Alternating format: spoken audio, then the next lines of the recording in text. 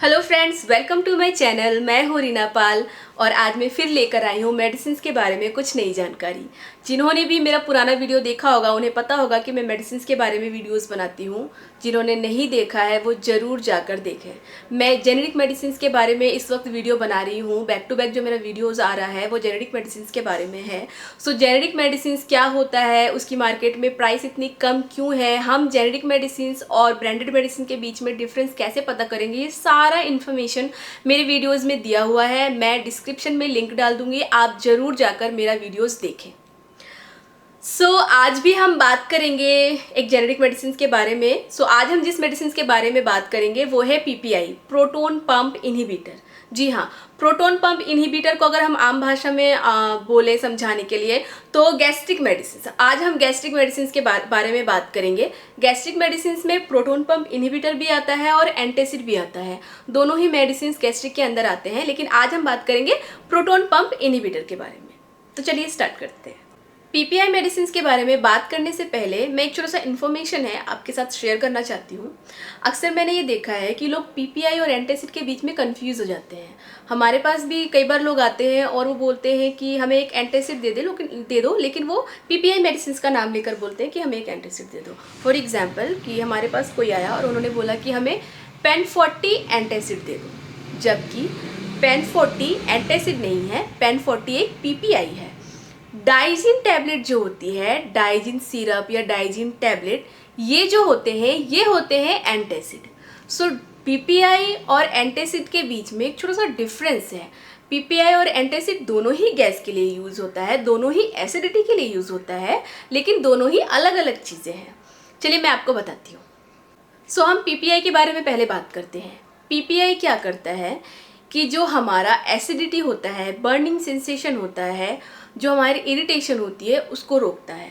अब आप बोलोगे कि एंटासिड भी तो यही काम करता है। जी हाँ, एंटासिड भी यही काम करता है, लेकिन एंटासिड और पीपीआई के बीच में डिफरेंस ये है कि जो पीपीआई होता है वो एसिड प्रोडक्शन को रोकता है, जहाँ से स्टमक में एसिड प्रोड्यूस हो रहा होता है, जिसकी वजह से बर्निंग सेंसेशन और इरिटेशन और वर्ब्स उठते हैं, वो उसको रोकता है। लेकिन एंटासिड क्या करता है, हमारे बॉडी में ऑलरेडी एसिड प्रोड्यूस हो गया होता है, उसको वो न्यूट्रलाइज कर देता है और हमारा जो इरिटेशन और बर्निंग सेंसेशन है वो ख़त्म हो जाता है। इन शॉर्ट बोले तो जो पीपीआई होता है वो लॉन्ग टर्म के लिए होता है और जो एंटासिड होता है वो शॉर्ट टर्म के लिए होता है।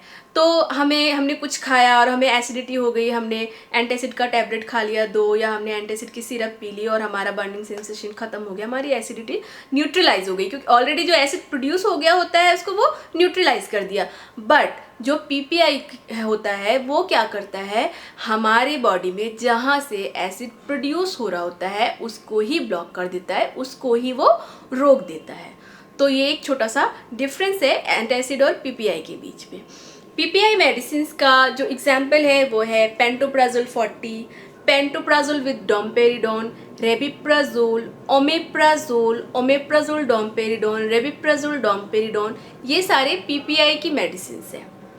चलिए हम पीपीआई मेडिसिन की प्राइस के बारे में बात करते हैं। सबसे पहला मेडिसिन है वो है पेंटोप्राजोल 40।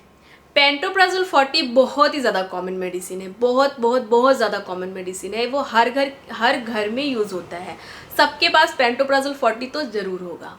बट आपको पता नहीं है कि पेंटोप्राजोल 40 क्या है, ये एक जेनेरिक नाम है। तो आपके घर में जो भी अभी पीपीआई का मेडिसिन है उसको पलटो, उसका कॉम्पोजिशन पढ़ो, यानी कि वही उसका जेनेरिक नाम है, तो आपको समझ में आ जाएगा कि पेंटोप्राजोल 40 किस का जो आपके पास जो ब्रांड है उसमें पेंटोप्राजोल 40 है या कोई और मेडिसिन है।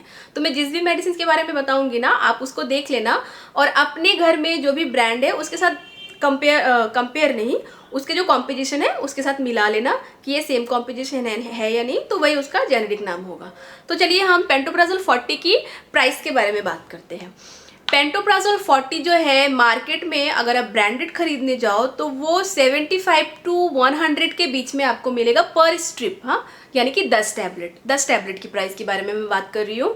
तो अगर आप मार्केट में जाओ तो पर स्ट्रिप आपको मिलेगा 75 to 100 रुपीज़ के बीच में।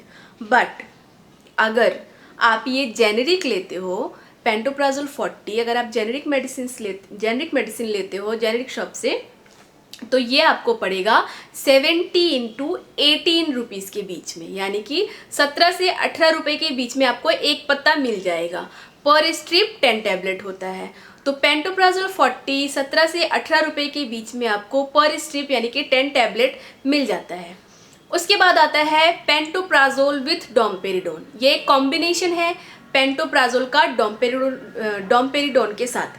तो पेंटोप्राजोल विथ डोम्पेरिडोन 40-30 यानी कि पेंटोप्राजोल 40 एंड डोम्पेरिडोन 30 mg आपको मिलेगा 24 से 25 रुपये के बीच में। मार्केट में अगर आप ये खरीदने जाओ तो 150 से 200 के बीच में मिलेगा आपको पेंटोप्राजोल डोम्पेरिडोन। ये बहुत ही महंगा है, जबकि आप जेनरिक में लेने जाओ ना इसके हाफ से भी हाफ प्राइस में, मतलब आपको 70 to 75% के बीच में 70 to 75% डिस्काउंट में आपको मिल जाता है पेंटोप्राजोल डोम्पेरिडोन। कहाँ 175 और कहाँ 24 rupees. So pantoprazole with domperidone, pantoprazole 40, domperidone 30 mg आपको जेनरिक में मिल जाता है 24 to 25 रुपीज़ के बीच में। अब आते हैं पेंटोप्राजोल विथ लीवोसल्प्राइड। ये भी पीपीआई है और इसका प्राइस है 43 रुपीज़ टू 44 रुपीज़ के बीच में जेनेरिक में। तो पेंटोप्राजोल विथ लीवोसल्प्राइड आपको मिल जाता है 43 to 44 रुपीज़ के बीच में। उसके बाद आता है rabeprazole. Rabeprazole 20 mg। Rabeprazole 20 mg generic में आपको मिल जाता है 9 से 10 रुपये के बीच में। उसके बाद आता है rabeprazole with domperidone. Rabeprazole 20 mg and domperidone 30 mg आपको मिल जाता है 21 से 22 रुपये के बीच में। उसके बाद आता है रेबिप्राजोल विथ लीवोसल्प्राइड। रेबिप्राजोल विथ लीवोसल्प्राइड आपको मिल जाता है 32 से 33 रुपये के बीच में जेनेरिक मेडिसिन। उसके बाद आता है इसोमेप्राजोल 40 mg। इसोमेप्राजोल 40 mg 18 से 19 रुपये के बीच में। इसोमेप्राजोल विथ डोम्पेरिडोन 21 से 22 रुपये के बीच में। इसोमेप्राजोल विथ लीवोसल्प्राइड आपको मिल जाता है 48 से 49 रुपये के बीच में। उसके बाद आता है ओमेप्राजोल 20 mg। ओमेप्राजोल 20 mg 16 से 17 रुपये के बीच में आपको मिल जाता है। ओमेप्राजोल विथ डोम्पेरिडोन 18 से 19 रुपये के बीच में। और domperidone 10 mg, only domperidone 10 mg आपको मिल जाता है 9 से 10 रुपये के बीच में। उसके बाद हम बात करेंगे पेंटोप्राजोल एंड इटोप्राइड। पेंटोप्राजोल एंड इटोप्राइड जो है वो भी मार्केट में बहुत महंगा मिलता है। पेंटोप्राजोल इटोप्राइड नहीं भी तो आपको मार्केट में 200 से 250 के बीच में मिलेगा ब्रांडेड मेडिसिन। वही आप जेनरिक लेने जाओगे तो आपको 60 to 65 रुपीज़ के बीच में मिल जाता है पेंटोप्राजोल विथ इटोप्राइड का कॉम्बिनेशन। उसके बाद आता है लेंसोप्राजोल 15 mg। लेंसोप्राजोल 15 mg जो है वो आपको मार्केट में 14 से 15 रुपये के बीच में मिल जाता है। लेंसोप्राजोल 15 mg जो है वो हम बच्चों को भी दे सकते हैं, चिल्ड्रन को भी दे सकते हैं। 6 साल से लेके 12 साल के एज के बच्चों को हम लेंसोप्राजोल दे सकते हैं। ये मेडिसिन उनके लिए बिल्कुल सेफ़ है। ये पीपीआई जो है वो उनके लिए बिल्कुल सेफ़ है। तो अगर आपके घर में कोई बच्चा है और उसको एसिडिटी की प्रॉब्लम हो रही है, 10-12 साल का बच्चा है, तो आप लेंसोप्राजोल 15 mg को आराम से खिला सकते हो। सो मैं एक और छोटा सा जानकारी आपके साथ शेयर करना चाहती हूँ डोम्पेरिडोन के बारे में।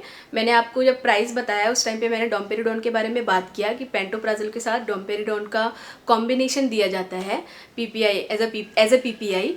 तो पेंटोप्राजोल के साथ डोम्पेरिडोन क्यों दिया जाता है, डोम्पेरिडोन होता क्या है, मैं आपको बताती हूँ।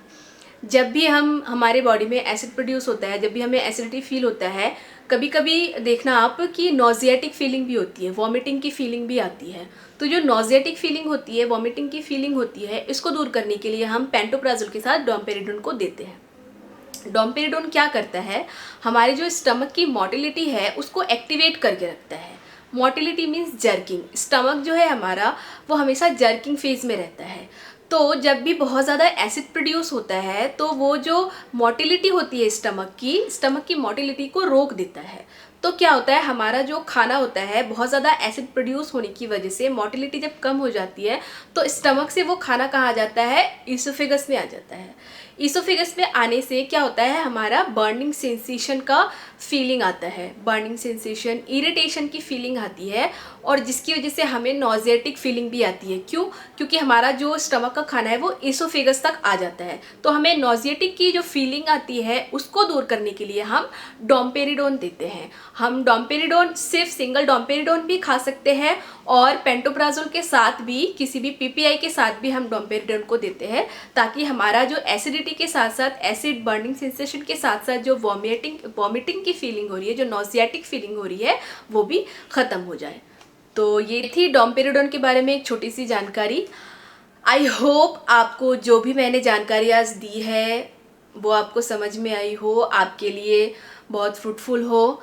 आई होप आपको मेरा ये वीडियो पसंद आया हो। अगर आपको मेरा वीडियो पसंद आया है तो लाइक करें, सब्सक्राइब करें और ज़्यादा से ज़्यादा शेयर करें। मैंने पहले भी आपको बोला है, वीडियो ज़्यादा से ज़्यादा शेयर करें ताकि लोगों के अंदर अवेयरनेस आए। अभी भी लोग समझते हैं कि जो जेनेरिक मेडिसिन होता है वो ऑथेंटिक नहीं है, उसमें बहुत लोग अभी भी आते हैं और वो बोलते हैं कि इसमें जो पावर होता है, इसकी जो एफिकेसी होती है वो बहुत कम होती है। तो ये सब मिथ है, ऐसा कुछ नहीं होता है। आपको महंगी दवाइयाँ नहीं खानी है, कम प्राइस में सेम इफेक्टिव मेडिसिन खाना है तो आप जेनेरिक मेडिसिन खाओ और बिना किसी टेंशन के खाओ। कोई भी प्रॉब्लम नहीं है जेनेरिक मेडिसिन में, ये बिल्कुल ही ऑथेंटिक मेडिसिन है। ये मैं आपको गारंटी के साथ बोलती हूँ कि जेनेरिक मेडिसिन जो होते हैं वो बिल्कुल ऑथेंटिक मेडिसिन होते हैं। सो आज के लिए बस इतना ही। आई होप आपको मेरा ये वीडियो बहुत अच्छा लगा हो, आपको मेरे इस वीडियो से कुछ ना कुछ जानकारी मिली हो, आपके लिए ये मेरा वीडियो जो है वो फ्रूटफुल हो, मैं यही आशा करती हूँ। तब तक के लिए आप मेरे वीडियो को सब्सक्राइब कीजिए, मेरे चैनल को लाइक कीजिए और ज़्यादा से ज़्यादा शेयर कीजिए। Thank you. नमस्ते।